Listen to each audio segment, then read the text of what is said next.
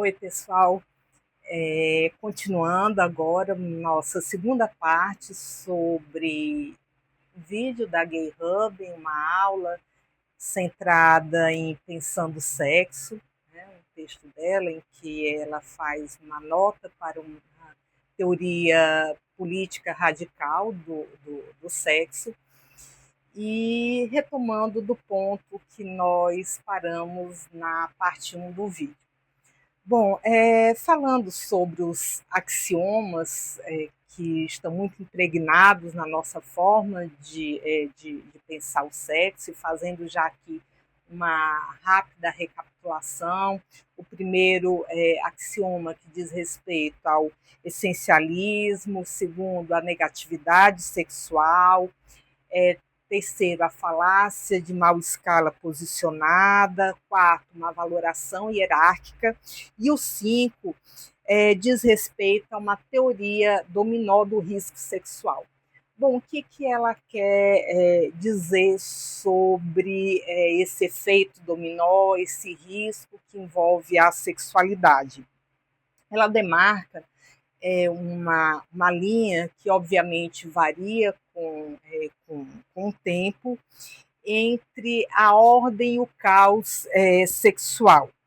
Então, ela aponta para uma zona erótica que é delimitada, né, a partir dessa linha, em que ou vai se empreender uma desqualificação ou então uma assimilação, uma aceitabilidade a partir da posição que se assume, uma posição do desejo, uma posição erótica, sob pena de que aqueles e aqueles que assumem uma sexualidade dissidente passarem para o lado do indizível, do irrepresentável, do inassimilável, de um sistema sexo-gênero hierárquico que é excludente em relação às minorias sexuais. Bom, e Gay Hubben, como vocês sabem, né, no decorrer do texto, ela estabelece, ela faz a leitura do tempo dela, lembrando que esse texto aqui foi uma conferência em 82 e foi publicado em 84, estabelece uma hierarquia ideológica que é social e, ao mesmo tempo, sexual. No topo dessa pirâmide, compreendida por Gay Hubben, né, na época dela, no começo da década de 1980, portanto, ela encontra o casal heterossexual com filhos, logo abaixo, casais héteros monogâmicos não casados e sem filhos, portanto, e a partir disso, né, há outras categorias obedecendo essa hierarquia, né, um eixo descendente na hierarquia, que seria seguido, né, por casais lésbicos, né, gays de longa data, né, com relações mais estáveis. Isso para ela está no limite da respeitabilidade. Obviamente que cada uma dessas categorias tem seus privilégios, seus qualitativos de reconhecimento. Né? Quem está mais no topo significa que são pessoas mais respeitáveis, mais confiáveis, tem uma maior passabilidade, não tem tantos bloqueios, podem ocupar mais espaços, né? Então, obviamente, essa hierarquia vai trazendo qualificativos de reconhecimento e de privilégio. Bom, desse limite da respeitabilidade, que se vê aí casais gays, né, e casais lésbicos, A Gay Rubin fala que abaixo viriam as sapatões, caminhoneiras, os homens gays promíscuos, né? Então isso já demarcando a parte inferior dessa pirâmide. E quem seria mais desprezado, isso no começo, né, lembrando, é sempre bom a gente situar o tempo em que Gay Rubin faz essa leitura. Né, e quem seria mais desprezado seriam travestis, pessoas fetichistas, prostitutas, né, que vendem o seu corpo, pavimentando essa pirâmide, né, se encontrando na base dessa pirâmide, portanto, pessoas sujeitas a todo tipo de infâmia, de injúria e de exclusões.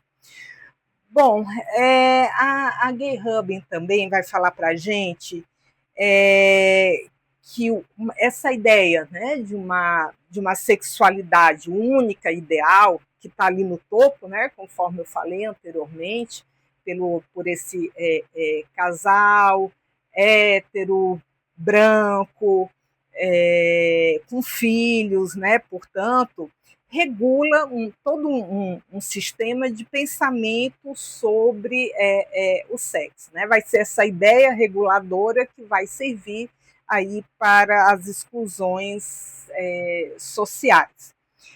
Bom, então, a diferença que a gente pode encontrar de valor entre esses grupos está, né, muito relacionada ao atrito entre esses planos hierárquicos, essas classes sexuais que se dão em hierarquia, né, na medida em que uma camada, uma classe vai entrando em disputa e desqualificando as demais classes. Né? Então, e obviamente, dependendo da época, um comportamento, né, pode ser compensado, recompensado, ou pode ser punido, exigido ou também proibido. Né? Isso varia de acordo com cada tempo, cada costume, cada cultura. Outro detalhe desse texto da Gay Rubin, ela fala de uma perseguição que há a grupos minoritários, ela fala de uma época, né, dessas batidas policiais em que se passando, né, pessoas na rua se colocava um poder muito vigilante em relação, por exemplo, às travestis, às pessoas, né, as meninas que se prostituíam. Então, há vamos dizer assim, uma perseguição nessa sociedade hierárquica que se dá aos grupos minoritários, às sexualidades dissidentes.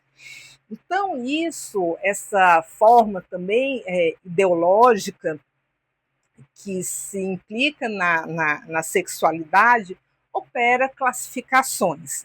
Então, a hierarquia por exemplo, de práticas sexuais e de prazeres cria linhas divisórias, né, morais e normalizadoras, né, um outro diagnóstico que ela faz dessa sociedade que é hierárquica em relação à sexualidade.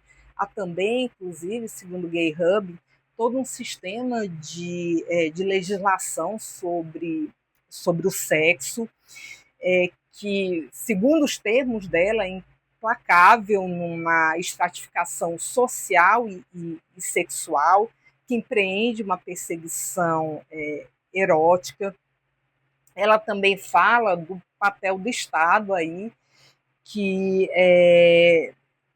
intervém sistematicamente no comportamento sexual, em um grau que não seria tolerado, né, assim, do comportamento sexual, dentre toda essa vastidão de comportamentos. E ela fala isso também porque ela está numa cultura, ela participa da cena underground americana, em que há toda uma perseguição, né, às pessoas gays, aos bares, né, aos ambientes em que essas pessoas passam a se encontrar. E ela fala que esse tipo de perseguição cria uma espécie de histeria sexual, né, em que vai se depositando disposições morais e legais sobre aquelas pessoas que assumem um comportamento sexual dissidente, acarretando uma estratificação, e uma estratificação que é excludente. Então, segundo Gay Hub, tudo isso, toda essa arquitetura hierárquica, reforça estruturas de poder, códigos de comportamento e formas de preconceito. Bom, então ela vai falar que, além de sanções econômicas, dependendo da posição que nos encontremos nessa pirâmide, isso também traz tensões familiares, estigmas, seja nas relações de trabalho, seja nas relações de vizinhança, nas relações profissionais, afetando obviamente, a nossa vida cotidiana. Então, os atos sexuais, eles são marcados, né, por um excesso, né, de significados que estão muito intimamente relacionados com o plano da sexualidade. Então, ela fala, por exemplo, né, de